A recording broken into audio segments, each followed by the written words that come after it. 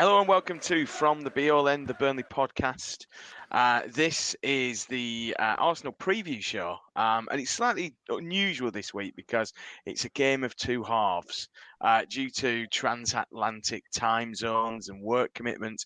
The boys in America, Woody and Simon, have recorded their own section for after the break. So for the first half, to kind of get us off to a steady start, there's myself, Andrew Greaves, Justin Conley, and Chris Borden. So we've got plenty to talk about today. We're going to preview the Arsenal game, as I said. We're going to look at, as promised a few weeks ago, whether we think we're going to stay up or not. Now we've had that run of very winnable fixtures, which seems ridiculous to say that, having lost all three, but there we go. But first of all, I think it's probably wise that we start with some news that's come out today about Lyle Foster, the Burnley striker. The club have released a statement that says that Lyle is under the care of specialists for his mental health. So we know from previous interviews that he's given that Lyle is somebody who's suffered with his mental health quite badly in the past, and it looks like the illness that he's been suffering with over the last couple of weeks is a recurrence of those mental health problems. Now, something that the club put out, there is an interview with Vincent Kompany in which, in very typical Vincent Kompany fashion, he explains everything that's gone on. You know, you're kind of really thankful to have someone like Vincent Kompany at the helm, I think, at times like this. But with that, of course, there was a tweet which said that the PFA say that over 75% of professional footballers have experienced mental health issues at one time or another during their career.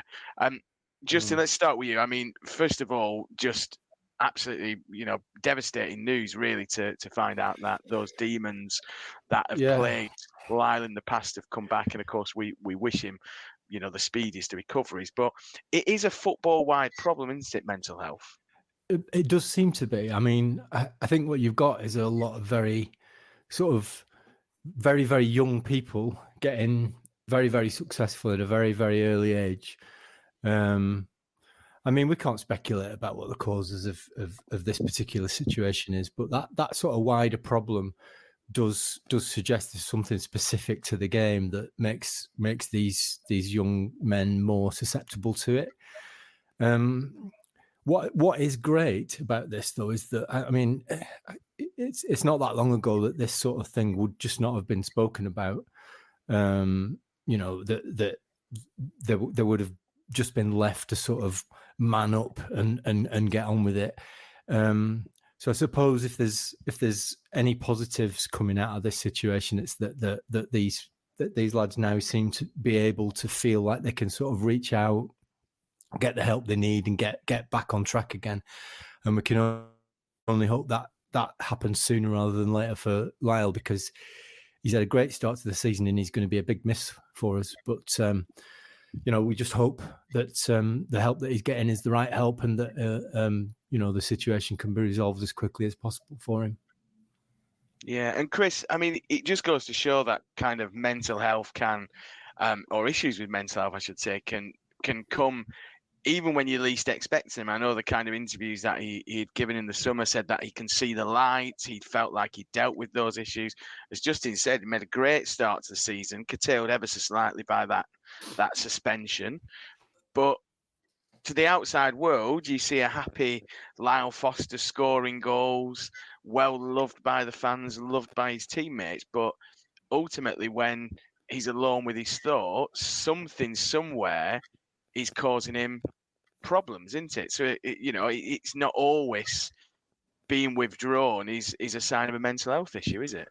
Oh, exactly. I was catching it was an interview with Roy Keane this morning where he was talking about going through extreme highs with Manchester United and extreme lows, and to come away. I mean, like I say, Lyle's still currently a professional footballer. Roy Keane long since given up the game. But for those who've left the game, how to to go without that, that sort of adrenaline buzz, that kick it gives you, and some have turned to sort of substances and alcohol and all sorts, and just anything to find that that high again. And it's it must be awful to have that sort of ripped away from you. And let's say you mentioned, to talk about Lyle, he's had that within this season. You mentioned the suspension. Imagine if you're absolutely flying at the start of your first taste of Premier League football, and you have that ripped away from you from a small misdemeanor, really. And I say we don't know what's gone on with this specific case. And I say Justin mentioned before recording, Dele Alli's, he's not playing for a long while. We obviously had Aaron Lennon, who had two decent spells with Burnley after suffering issues at Everton. God bless Clark Carlisle. I absolutely love Clark to pieces, and Clark's had God knows what to cope with over time, and it's horrendous. I don't know the stats. You got me on the spot, but it's one of one of the biggest killers of male, under a certain age. When it goes as far as suicide, that sort of thing. It's just, it's just good that he's been able to. He's felt comfortable enough and in a safe enough space to open up with a manager who we all think just handles these sort of situations so very well. And I just looked on the club's post, and regardless of how well Vincent comes across, and the club put out a really succinct and sympathetic message there. But there's messages from official club Twitters. I saw Bournemouth on there saying, we're with you, Lyle, and Coventry City and Watford, and there's probably numerous others.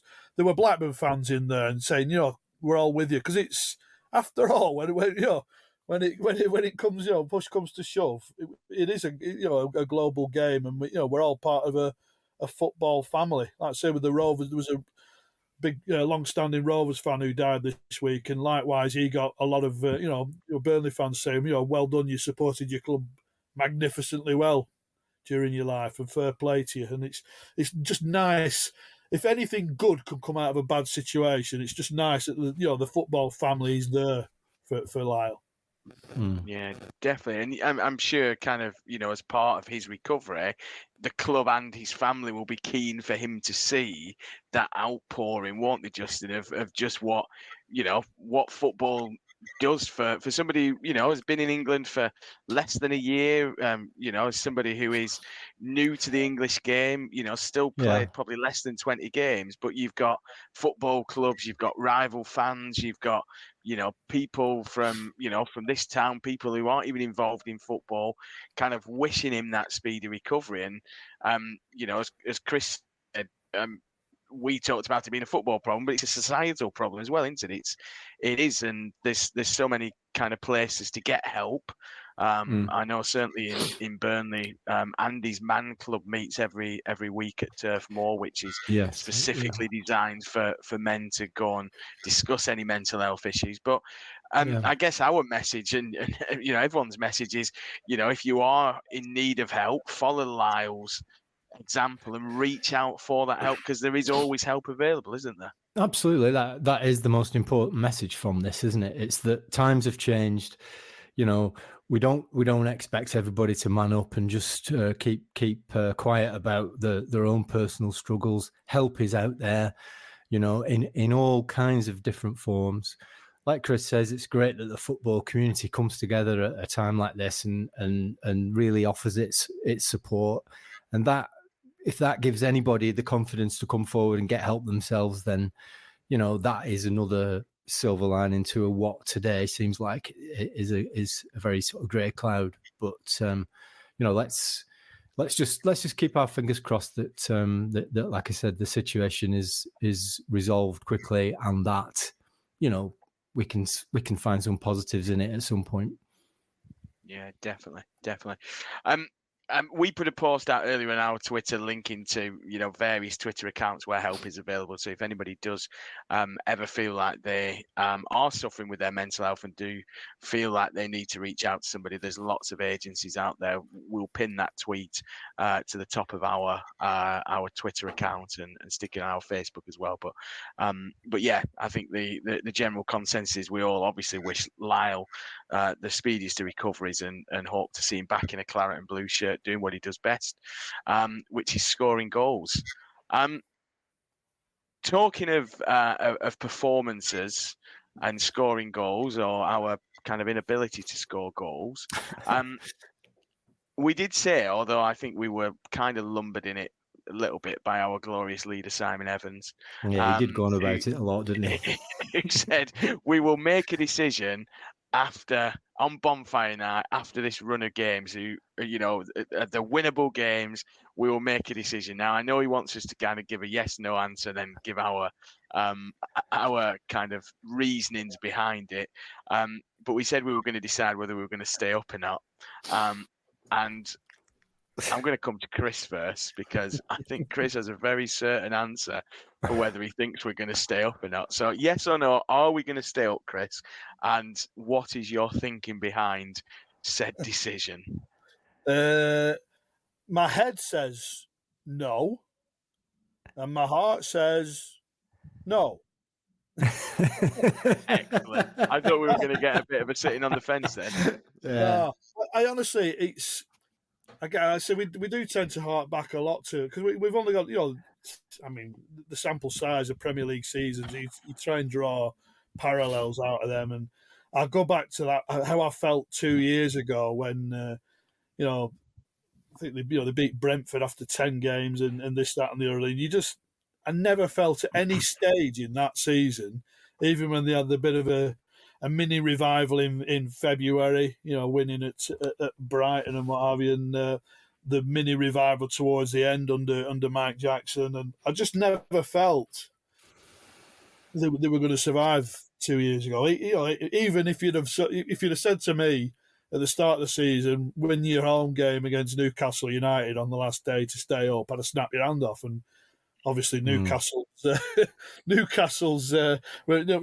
a far different proposition come that time of the season. But I just really struggle. I think you said we mentioned Andy Jones earlier. The headline on his Athletic piece this week, sort of purported to, if Burnley can play as well as they did against a team like Crystal Palace and not win, how on earth are they going to find wins elsewhere, sort of thing? If they don't perform as well, they're playing against better opponents. So we just sense that in the first 25 minutes of the game, it's like they have to hammer this home. This, the territorial authority. If they weren't creating golden chance after golden chance, but they had decent opportunities and moments, and then obviously you give away the silly goal, and it's a different kettle of fish again. I'm really struggling at the moment to see where the next point is coming from, and I'm never mind the next win. And you look at Arsenal, and I'm genuinely fearful Saturday. I think it could be anything. It's you look at the way they line up. They basically play with five in the forward line, and you look at against a side who cannot defend. And also play 4 or 5 in the forward line. Yeah, exactly. We're looking at be wild. Acolytes of Guardiola in Arteta and Vincent, and they're trying to play a similar way. Arteta primarily plays with 3 at the back, but I just think they'll be overpowered. And then you've got West Ham at home, who aren't the flaky West Ham of old. Even with a couple of with no Declan Rice in there, and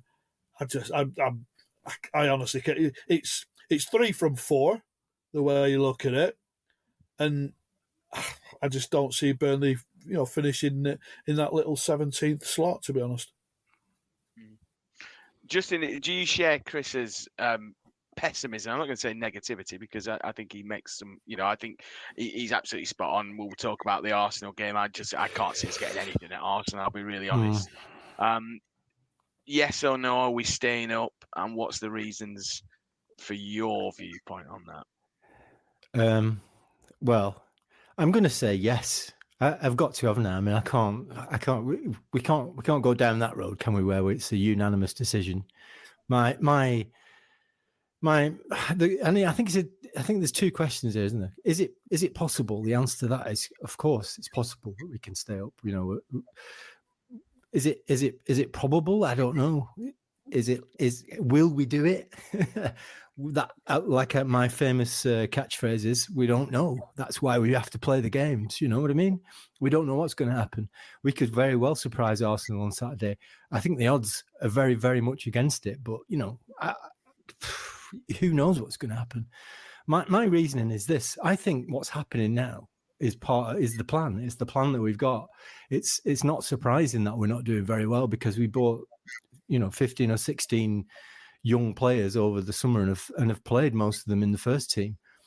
Thrown away that sort of template that we had set up that won the championship at a canter, and more or less started from scratch with a new team in the most competitive league in the world. Now, there's no way that we're going to hit the ground running in the Premier League. I mean, even in the Championship, when we did that the summer before last, we didn't exactly hit the ground running. It was only really after that spanking at Sheffield United when we really came to and went on that massive run of 10 wins and really started that ball rolling. Obviously, the start to this season has been different to that. We've not been drawing games. We've only got the 4 points. But I think the key factor to remember is we're still like that, like in that Newcastle game and the last game of the last Premier League campaign. We're still only a win away from getting out of the relegation zone. Whether that is 17th or it doesn't matter, does it? 17th it will do, I think. So I think the key to this situation now is somehow managing to scrape together enough points between now and the new year to be in that position when the new year rolls around and we can get back in the transfer market and fill some of those gaps that we've already identified that we sort of failed to fill in the summer. I mean, I think we've talked about the transfer window often on this podcast, and I think it's becoming pretty clear that the failure to back up in the centre of midfield with somebody who can win the ball and break up play, and at least one left back who can challenge Charlie Taylor. I think if we can limp along now, I mean, it's going to be more difficult now. Lyle Foster's going to be missing for a while. But if we can, and don't forget all those teams, those three other teams down there with us aren't exactly covering themselves with glory either. They're struggling to pick up points too. So while we're in this situation where we're still only one win away from getting out of that relegation zone, I think there's every reason to be hopeful, optimistic, and not write the team off yet. There's still a long way to go, and there's still a lot of points to play for.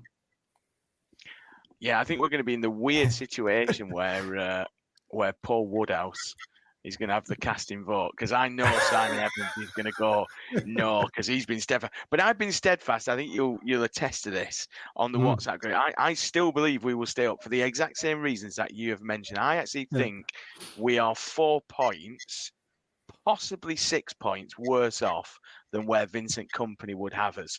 Essentially, if you look at kind of my charting of it, we are I think we're 4 points off. I think we expected to get 4 points between Bournemouth, Brentford and Palace. Yeah. I think Vincent might have expected an extra 2 points against Forest, but probably not. He might have just had that as a draw.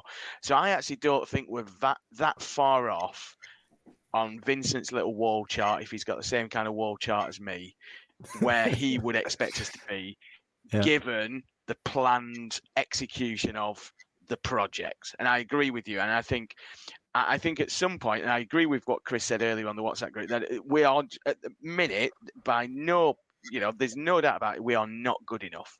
We are not at the level required to compete in the Premier League.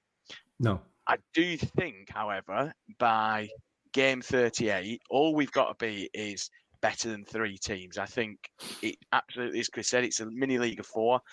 Somebody said on Twitter the other day that there's always a team who gets dragged into it. I kind of agree, but the likes of Everton, who we thought might, the likes of perhaps Fulham, the likes of Wolves, they're already kind of a couple of wins ahead of where we are. So I'm not 100% certain this year we're going to get somebody dragged in.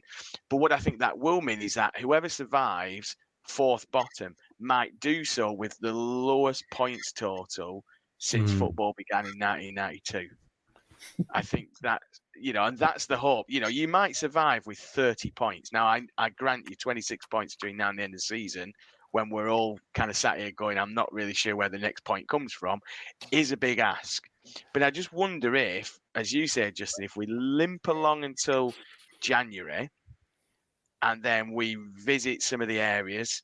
I saw somebody suggest Teller the other day because he's only made like 3 appearances for Bayer Leverkusen. Whether you get a loan deal for Teller, you may do. I don't know. I think increasingly, and we don't want to get into a transfer market discussion, but I think increasingly it's clear that the transfer business was pretty much for the here and now a bit of a disaster. Because we didn't plug the gaps that we all sat here as non-football managers, non-qualified UEFA coaches, people who don't work in the game, as in within recruitment, would sat here and went, we need a left back, we need a central midfielder, we probably need another centre half, we definitely need another striker, we probably need competition at right back. We all sat here, and every single Burnley fan in the land sat in pubs up and down the country going, that's what we need. That's what we need. And we just sat here as all these wingers came in, all these number 10s, everyone who plays in the same position came in. And you kind of went to yourself, this is madness. But I do think if we limp along until January and we're still in touch with whoever's 17th, and I think we will be, because looking at the fixtures this weekend, I don't think we're going to get out. But then again, I don't think Sheffield United will necessarily get anything at Brighton. I think they're playing,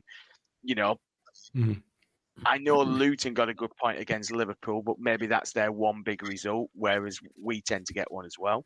I know Sheffield United beat Wolves late on, Burnley-born Oliver Norwood, with a kind of 99th minute penalty, whatever it was. But I still don't see Luton and Sheffield United having the staying power and being as good as us over a 38-game season. The one flying the ointment is whether Bournemouth pull the trigger and get the bounce that they got last year under Gary O'Neill. But I'm going to stick with what I've said all season. I do think we'll stay, and we're not going to pull up any trees. Let's be honest. We're not going to trouble 16th or 15th or anything like that. But I think we will scrape it. But what I do think is next season we'll have survived in probably what is a pretty poor year for the Premier League at the bottom end.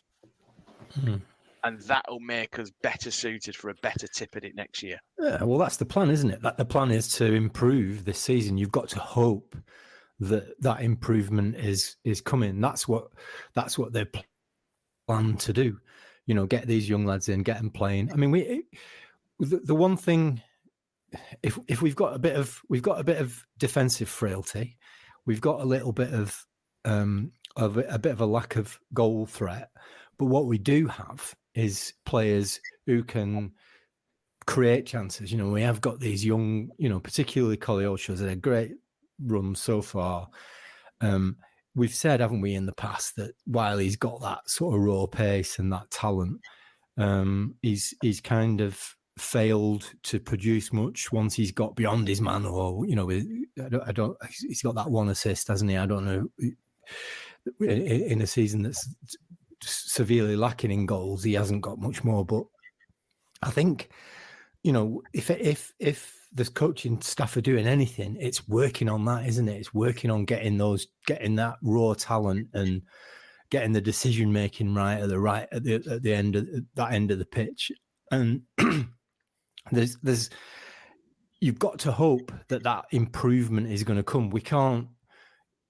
Let's put it this way: if we carry on in the way we are, and we don't pick any more points up by Christmas, we can just all go home, can't we? So there'll be no point to having these discussions about it. That is not the plan. The plan is that these players are going to get better. They are raw talent. They are young. They are inexperienced. But the whole point of this process that we're going through now, and Company's been really honest about this, hasn't he? He has said, we're going to have some pain before we turn the corner. those players are going to get better. Those players are going to get the experience. Those players are going to start, producing moments that change games. There's two ways to look at what happened last Saturday, which is either, we absolutely, smashed Crystal Palace, who, by the way, have a lot more points than we do at the moment. So that would suggest that perhaps we're a little bit closer than we think we might be. We just couldn't put the ball in the back of the net. And like I said, I'm not counting that second goal. We gave them a goal and that put us on the back foot. So there's two ways to look at that. It's either, Christ, we're not even good enough to beat these, a team who aren't even trying to win, and we go and lose 2-0. But there were also a lot of positives about that game, which made me think, on reflection, despite being absolutely incandescent with rage on the final whistle, there's things happening here. Progress is being made. There's a touch more solidity to what we're looking at here, and this is something to build on. So that is a manifestation of the plan, isn't it? That is progress. It might be 2 steps, 1 step forward and 2 steps back, or 1 step forward. It might be ups and downs. Progress is not like a straight line, is it? You get ups and downs. So there was something there to build on, and I'm hoping that we don't get absolutely hammered on Saturday, and that that progress continues, and we can see what the trajectory is. Yeah, definitely. I mean, Chris, I know you're not as convinced as me, just in that the corner will be turned shortly, and it is essentially a race against the games, isn't it? You've got, we've got to get better before we run out of games to get the points needed, and I guess that's your biggest. That's the stumbling block for you, isn't it? I guess. Yeah, well, a lot was made of this. Like Vincent in the documentary about 100 sessions. Once we get 100 sessions of training, all the ideas will have been, the penny will drop basically. Now, I don't know how far in they are in terms of sessions this time with essentially a new group, but you have to hope that that once they hit that mark, that it goes as it did last year. But I'm still excited to see. I think Ramsey's a good. He's a big talent. He's going to be a fabulous footballer. You look at we've not seen hardly anything of Benson and Zaroury. Ekdal potentially could be fit this weekend, and there's still a number of players that we haven't really seen at all with injury and so on and so forth. Obafemi is another. His return to fitness has come at a nice time, but it's. I say Koleosho. There was some stat this week. I mean, he's among the best dribblers in the Premier League, which is fabulous. They've identified this talent, who unknown to many, and from somewhere created this guy who has adapted really well to the Premier League. But the bottom line is goals and assists, and he's got 1 assist in a game we lost 5-2, and there has to be. I saw signs against Palace of it wasn't just getting to the byline and feeding a ball across. He was sort of thinking about, his delivery. He flicked one in with the outside of his boot, trying to find a claret and blue shirt, and there's a bit of variety there. And he is spinning in behind. I think there's an opportunity time and time again. The ball between Anderson and Joel Ward, for him to time his run, to either run inside and in behind, or just to time his run perfectly and pick the ball up between the gap. We didn't see enough of that. I was joking with Justin. You look at the attack maps and the arrows. I thought there'd be an absolutely colossal red arrow on the left-hand side of our attacking third, and it didn't quite pan out that way in the end. But he's got. I'm doing it clearly. You're not top goal scorer in the Conference League for nothing. He's got something. It's just sort of nailing that down on a regular basis. And I still love J-Rod, for all he's done. he's still got a touch of class. Again, goal record over a series of time now in the Premier League isn't great, but he's been playing for a side that's struggling to create much in the way of golden opportunities. And it is. You tough. sound a bit. You sound a bit like you're trying to talk yourself around into thinking we're going to stay up now. I do. I always try to be the eternal optimist. I always was. I always could see, potential where others couldn't. But there's potential's there for all to see, isn't it? But, you used to talk to Barry Kilby, and Barry Kilby talk about A's, B's, and C's. Your ideal mix of a squad or of a starting 11. You young lads who could learn on the job, and you'd make a few quid off them ultimately. You'd sort of mid-20s lads who had a bit more experience and were reaching peak, and then the other ones who were sort of 30 plus, who knew the game inside out. Had no resale value, but had vast knowledge, and we haven't got that mix at the most. Too many of the A's.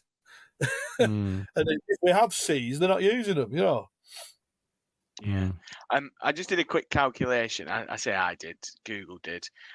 If we're going to say that we do one training session per day and one meeting per day, and we're going to exclude weekends, 100 days ago was June 22nd, 2023. Now, I think when the whole squad is together, we are probably still maybe 20, 30 sessions away from it clicking, possibly. I don't know. Very crude mathematics, but yeah. What's that? Another month. Another month. Time and date. If it all just clicked into place like that, and then Vincent's like, "Yeah, we've just had our 100th session." Yeah, we should celebrate it. Yeah.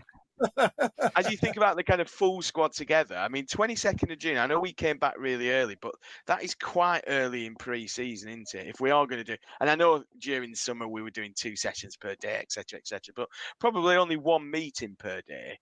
And like I say, very crude mathematics. So I think, again, with my little wall chart out, I'm thinking kind of this time next month, just in time perhaps for the Sheffield United game at home, that we're going to dish out some revenge on Sheffield United, 5-2 win, and that's going to lead us to a massive run where we end up kind of blitzing everybody. I think Sheffield United is going to come too soon. It looks to me, by my reckoning, that Brighton are going to get it down there. Brighton are going to get smashed at the Amex. Yeah, that's on the 9th of December. If we could beat them 3-0 last time, I've no idea how that happened. But well, I think we just have the Sheffield United game then as the amuse-bouche, the kind of slide. That'll give us a clue, won't it?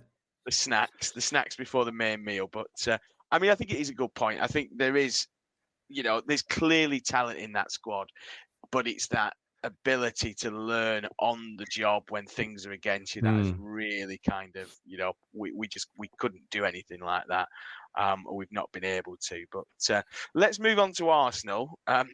Just when you kind of think to yourself, we've come off this run of very winnable games, where's the next winnable game? And the fixture computer sends you down to the Emirates. It is hard, isn't it, Chris, to see anything other than a home win.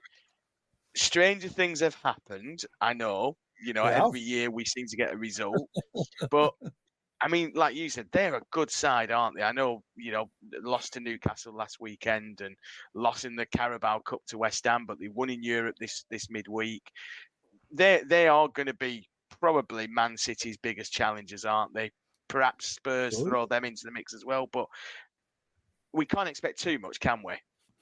No, I can remember going. If you remember going down there at the start, early in the 1920 season, I think, when we got beat 2-1, and I was absolutely distraught because I thought we should and could have beaten them, and I thought they were the poorest Arsenal side I'd seen for donkeys, and obviously Emery walked, and this, that, and the other, and they played like, I think it was when Pepe made his debut, and he got called world class for nutmegging Ben Mee, who was like really tight up his backside. I thought, this lad ain't world class; he's just very quick, and so it proved. And but no, I think a lot of people sort of mocked Arteta at the start and thought, he wasn't having that, the effect he wanted, and gradually over time, he's had an unbelievable, effect. I don't think he's the world's most popular manager, is he? I don't think his behaviour on the touchline at times and his behaviour in the media over the last week haven't been fabulous, shall we say? But he's built an absolutely terrifyingly good side. I used to think if you go to Arsenal and keep Aubameyang quiet, you have a chance. Yeah. But nowadays you go there and you've got all manner of stuff coming at you. You've got Jesus and Ketty's had a flyer. Havertz is starting to hit the ground. Odegaard's such a good player. I love Rice. And then you've got these the lads at the back who don't seem to get much praise. But Ben White can't get in the England squad, and everyone raves about him. And whichever goalkeeper they put in goal is obviously a very good goalkeeper. But it's they can play direct, they can pass through you, and it's I genuinely fear for us on Saturday. But as you say, stranger things will happen. Yeah, I think I saw a stat midweek that Almiron was the first player to dribble past Saliba this season in Newcastle's win at St James. But you know what I mean? In terms of, you kind of think to yourself, well, maybe Koleosho will do that 2 or 3 times. But that's how good that that backline is. And there's players who are perhaps unfancied previously. Saliba, it's taken a while for him to establish himself in the side. When you look at the players they bring on, is it Tomiyasu at fullback? He's a very good player, yeah. You know what I mean? And he's somebody who's not a regular start. You mentioned the 2 goalkeepers, Rare and Ramsdale. We've got our own kind of battle for the number 1 spot, which seems to be a bit of a trait of Pep disciples, having 2 first-class keepers. But Justin, you were very, very optimistic earlier. You kind of lifted the mood. Are we winning at Arsenal? I don't want a Simon Evans 4-1 Chelsea kind of prediction, but are we getting anything from the Emirates? I don't see. It's difficult to see what we can do to affect that situation, isn't it? It's kind of, they're such a good side. I mean, they came very close to. They were top of the Premier League for a long time last season, weren't they? And only really fell away at the end because they didn't really have that strength in depth that City have got. But I think they've changed that now, haven't they? The money they spent over the summer on some absolutely world-class talent makes them a much stronger side even than they were then. I think that's probably taken a little bit of time to gel in. So,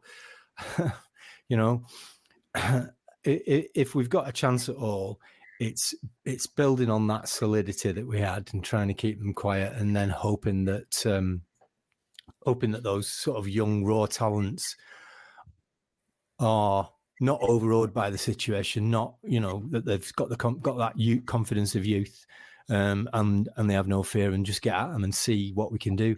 Nobody's expecting anything. Arsenal probably expecting to win the game quite easily. So let's play that to our advantage and just go and have a swing and see what happens. That's the best we can hope for, isn't it? I think at this stage. West Ham game after that at home is perhaps a little bit more, has a bit more potential for points. But I'm going to say it again. We don't know what's going to happen.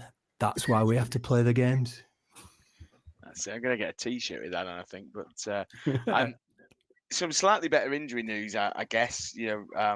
Vincent Kompany saying that Ekdal could make it, probably too soon for Benson, but you just hope that we're going to perhaps start seeing a reversal in fortunes when it comes to the injury side of things.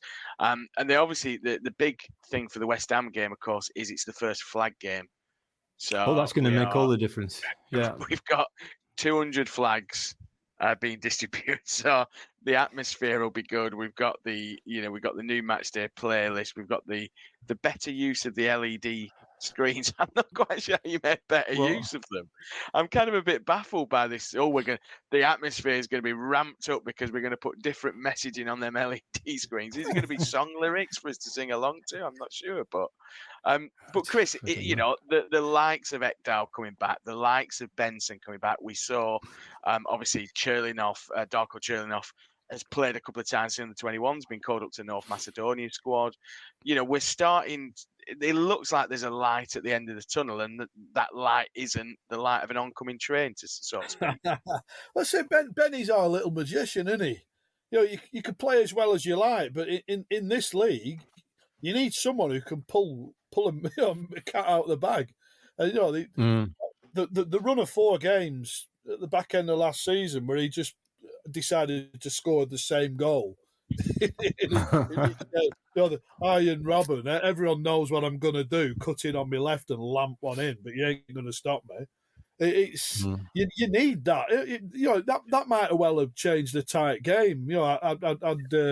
Had he been fit so far this season, the Manchester United game, we might not have been creating golden chances, but he might have popped it, cut inside and smashed one in. It's I love him to pieces, and he might not get kicked as much in the Premier League as he did in the Championship. But again, we expect Rory to shine at some stage. Mentioned Ramsey before, but it's just settling on that. Spoke about Arsenal effectively play this 3-2-4-1. We've got to settle on what do we are we going to go with 2 pivots, or are we going to go with like a front 4 at times, which can be it's exciting to have a goal, but it's maybe a touch more pragmatism is needed at times. But I like the system last week against Palace. More of a diamond. I thought Berger's. In terms of progressing the ball upfield, you give it him. He turns out of trouble, drives forward with it, picks a pass. He's dominant aerially. Vitinho, for all his defensive flaws, as a shuttle moving the ball upfield, he's excellent.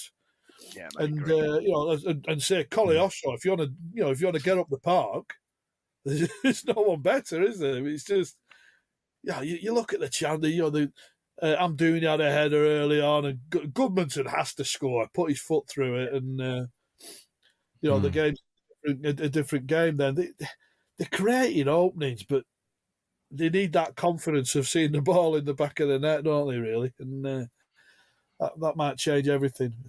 They can't. You've got to learn defensively. Surely, you've got to learn. I like that. This week that putting his hand up, Jordan Bayer, and saying, "Yeah, it's on me," that, which obviously wasn't, but to have have the balls to take that, to take responsibility, and for Barnsley and a few of the other lads to chip in and say, "No, it isn't, son. You win as a team, lose as a team." Well, it was fantastic. There's no weeping and wailing. There's people taking responsibility, which I like, and it's fingers crossed they turn a corner soon, because we can't keep going over another debate, can we?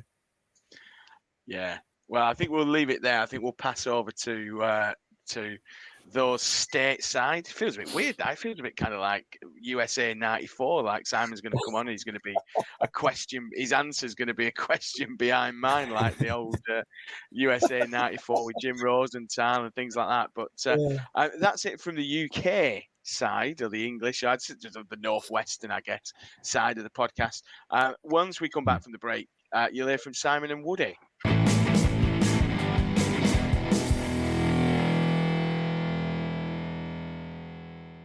So, this is something different, isn't it? I'm Simon Evans, here with Paul Woodhouse. I'm in Miami. Woody's in Cleveland.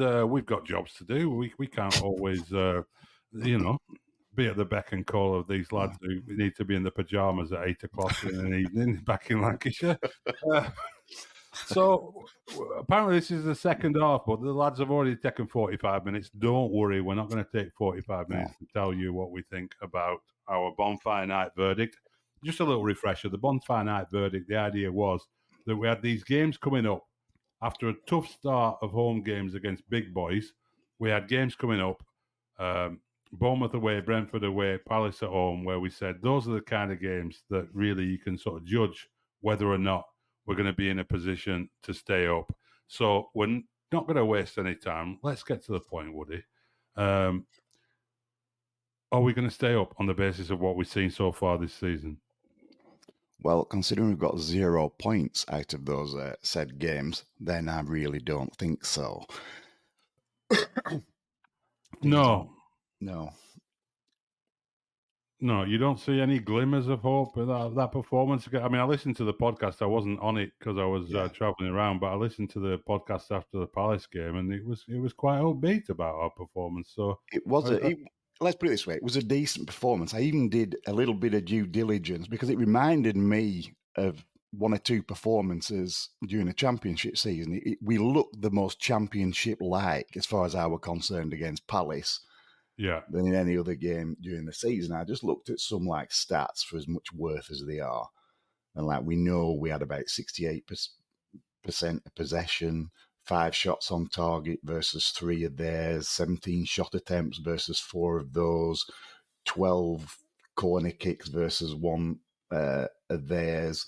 And comparing that to the Sheffield United game at home when they had got their guy sent off, we had 6 shots on target, they had 1, only had 16 shot attempts and fewer corners. So it was a very similar type of statistical analysis between those two games. We weren't a million miles away from that type of a performance, which was an easy 2-0, wasn't it?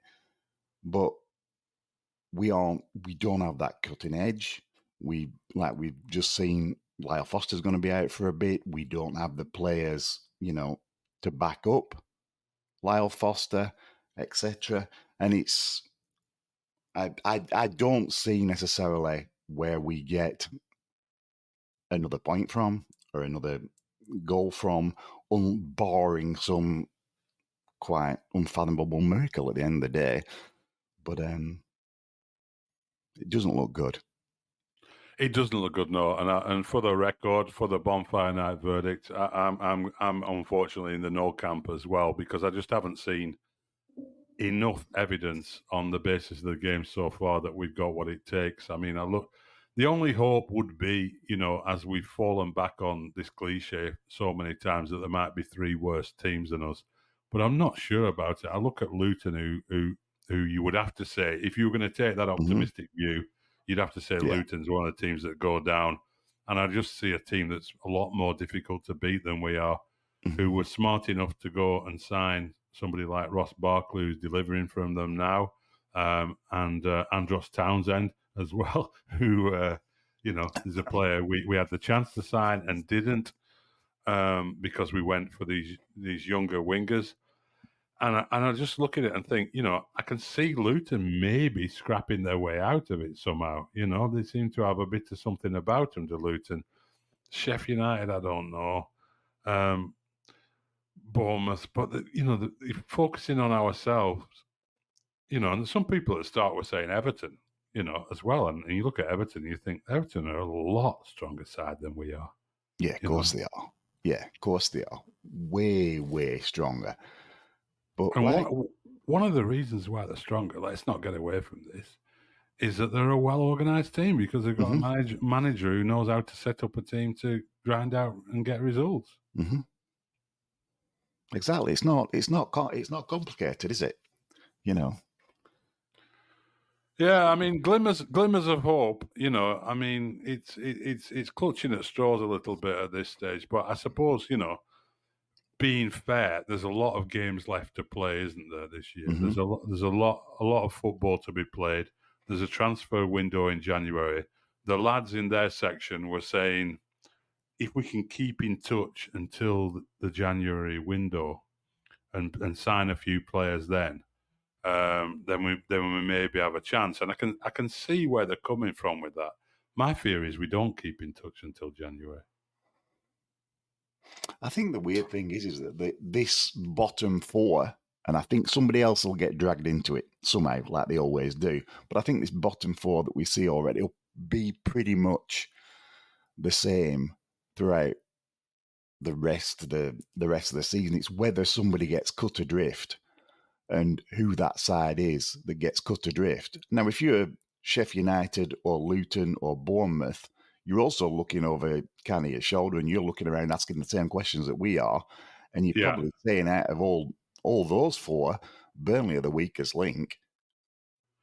You would, being honest, you would. Yeah.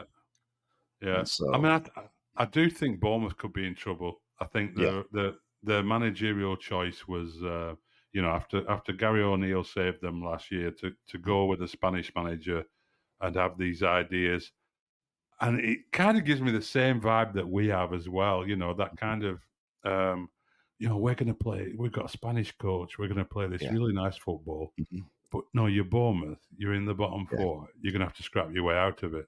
And then you look at Sheffield United and think, yeah, they probably have that right attitude and approach. Luton Town certainly do. And I just worry, again, I'm reading an article this week from Company press conference saying, no, we're not going to change. We're not going to adjust anything. And I wonder whether that's just his sort of media approach, that he doesn't want some story about him saying, no, we're going to play a different style of football, and it's his image and it's his brand is that, like, I'm going to play this style of football, or whether he really does believe that carrying on the same approach is going to deliver results. What do you make of that? Well, if you've got a project, you've got to stick to the project. People have to buy into the project, and that's everybody across the board, from fans to people who are making the teas to people who are booting the damn ball, etc. And I don't see why you abandon the project. You can tweak it, etc. But the thing is, the Lutons of this world have a very simple approach. They aren't obviously overcomplicating anything, are they? They've come up. They know exactly what they're equipped to do, and they've set their stall out accordingly. We feel to be overcomplicating stuff, whereas obviously Bournemouth seem to be overcomplicating things, to your point about we get these fancy coaches in and all of a sudden we're learning on the job and everybody's trying to, reinvent the wheel again, etc. But yeah. It's brutal, isn't it, at the bottom of the table? I mean, it really is about grinding stuff out and just picking up points wherever you can. Yeah. I mean, the deck's stacked against you in so many games with teams that have got better players and greater strength in depth and more firepower and everything, that it's just, can you, and it does make me appreciate, I have to say, it does make me appreciate what Sean Dyche did a little bit more, because I was one of those people who'd really had enough of it in the last season, possibly even the season before that. There's that feeling that it had run its course. It had become stale. We weren't going anywhere. We were just going in the direction that we ended up going in. But you do look back on it and think, like, there's some basics there that you would kill for now. I mean, I love the fact that we have these exciting sort of wingers and so on, but I'd love to have a back four like Dyche put out. And I'm not sure we have the players who would be able to play in that kind of way. No, I tend to agree with that as well. But also, I think there is a case to be said that we've been slightly unlucky not being able to pick our first two choice centre halves all year, for example. I don't think Dyche would have fared particularly well given the back four companies had to meddle with so far this year. I think if you'd have given him Ekdal and Baer completely fit from the get-go, it might have been a slightly different story. Fair point, yeah. But a Dyche defence with Al-Dakhil and Delcroix and Vitinho at right back, and yes, it could have been something slightly different. Yeah, but he never would have signed him. Yeah. No, he wouldn't. That's the point. Yeah, but no, I think it's at the moment. I think if we're searching for positives, as Greavesy would say, the only asterisk I would put against my no is, can we just scrape a few points before January and then address some issues? And some of those issues might be addressed by Ekdal coming back, because I'm a massive fan of Ekdal. I really liked him. I know you are as well, aren't you? Yeah, exactly. Yeah, and of course, that is something that can happen. But you're starting to, the more we say this, the fewer straws we have left to clutch. Yes. True. And it's like every week we're having to pluck something out of the air, and it's it's just the myth of Sisyphus at some point, isn't it? We're just rehashing the same old crap. But yeah, like you say, there's no reason why we can't get a few points ridiculously from 1 or 2 games or whatever before January. Things start to turn around. We spend some money in the right places. People are fit, squad's fine, and that could quite conceivably happen, but it hasn't so far. And I'm a great believer, like we were saying on I think a couple of the last pods, about those little fine margins and those little things that go for you and that go against you. And it seems to be that there have been specific moments throughout this season where, when things have gone slightly awry, they've gone awry at the wrong time. There's a Rory thing, him getting sent off against City, etc. Yeah. And then as not being able to have his Bayer injury. Exactly. And just those little things. Then this week, the Lyle Foster thing, etc. There just seems to be things compounding on top that make the original decisions to not buy another striker, etc., or to find cover at the centre of the park, etc. They compound those decisions as being worse decisions. So that's where I'm not particularly hopeful. That kind of shit has to turn around. We have to get a little bit luckier, and I don't like using that term, like I said before, but we have to get a little bit luckier with that type of thing. Yeah, I think you're right. And it's funny, we did debate whether it was the right move to let Ashley Barnes go, but I didn't think we'd be sat here in early November in a situation where, if he was still in the squad, he'd be a guaranteed starter. And he would it's be. insane, isn't it? Yeah, he would. He would absolutely be our first choice centre forward if he was still part of the squad now, which is incredible after spending 120 million. It really is. But so let's see whether we can pull something together. Obviously, we all hope that we do. But I think, if the question is, on the basis of what we've seen so far, are we going to stay up? I think we both agree that on the basis of that, no, we're not. But of course, a lot of football to be played, including on Saturday. So before we sign off, Arsenal, I'm not going to ask you what you expect, because everyone expects we're going to get hammered. But what could we do to try and not get hammered? Well, there you go. That's but it's like that weird stat, isn't it? That for the past, we're the only side that Arteta's never beaten or scored against at the Emirates, which is ridiculous. Granted, yeah, which is obviously going back to Daesh again. I don't pay too much heed to that, but I'm also a bit of a stickler for weird historical stats such as that. You genuinely don't know. You genuinely don't know. I mean, they could be coming off a couple of. We've got midweek Champions League stuff. They may be a little bit leggy. They may not be expecting, us to be any great shakes. We may turn up. We may put a performance in, and we may make it slightly difficult for them, and they may have a slightly off day. And that's sometimes how it goes. And we may be due one of those. But then again, we could quite as easily get drubbed 6-2. And thanks for coming, everyone. Yeah, I think what I would like to see happen, and I've got no confidence that this is what will happen, but what I would like to see happen is us try and make it really difficult for them, because there's nothing Arsenal love more than a wide open game of football. And we're pretty good at providing teams with wide open games of football. Yeah. I'd like to see him sort of pack the midfield a bit, try and close them down, hound them. And then, as we've said before, if you can somehow do that and hassle them, chase them, block, defend like lions, do all the work in midfield, and somehow you're still in the game with 60, 70 minutes on the clock, then maybe throw on one or two of these young wingers and see what might happen against a tired fullback or something. But if we go there and play the same approach that we've done in all these other games, I think there's only going to be one outcome, isn't there? Yeah, and it'd be a very easy outcome for them at the end of the day. They won't have to play the first 11.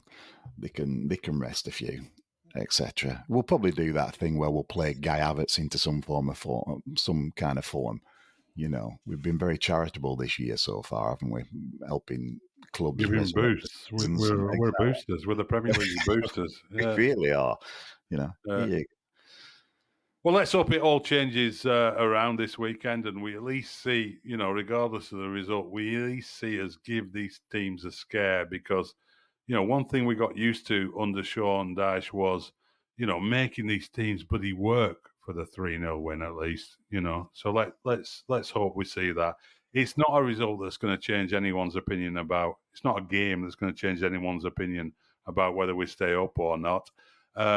I know, you know, Burnley fans listening to this, and it's depressing hearing, but we did say we would do a special where we would assess things at this stage. We'll do another one at some point in the season where we maybe reflect on it. And I hope we look like fools. I hope we look like complete idiots who had no faith in Vincent Kompany and his project. But at the moment, that's the way we see things, and we can only say things as we see them, can't we, Woody? We certainly can, Simon. Yeah. So thanks very much for listening to us in this short second half from the States. And have a great weekend. Enjoy the game. Follow us on social media at Beehole Podcast on Twitter, X, and Facebook. Do leave us reviews wherever you listen to our podcast. It really does make a difference. It actually makes a difference. I found this out this week. The charts don't just measure how many people listen to the show, but also how many people leave reviews, and that gets weighted in there. So if you want to see Burnley climbing up that chart and punching above its weight in the podcast world, then you need to leave a review. So that would be great to see. Thanks very much indeed. Have a great weekend. From myself and Paul Woodhouse, up the Clarets.